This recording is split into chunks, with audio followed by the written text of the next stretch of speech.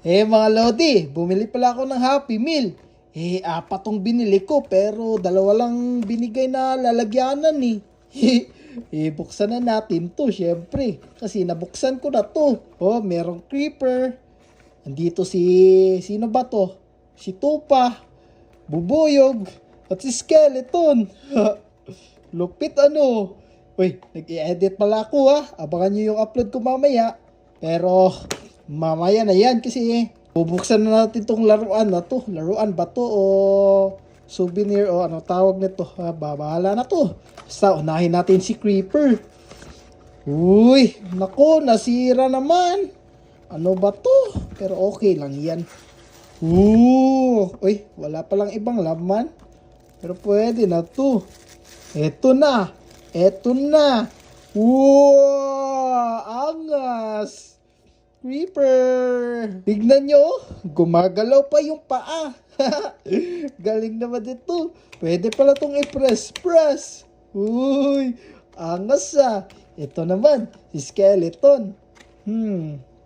Naku, tagal naman mabuksan ito. Okay lang yan. Ito na. Ano kaya to? Skeleton? Anong ginagawa niya? Pag pinipress natin, umaangat yung kamay niya. Pwede na din. Di-display ko to mamaya.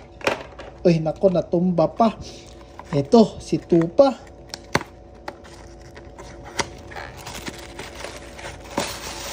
Uy! Pink na pink si Tupa.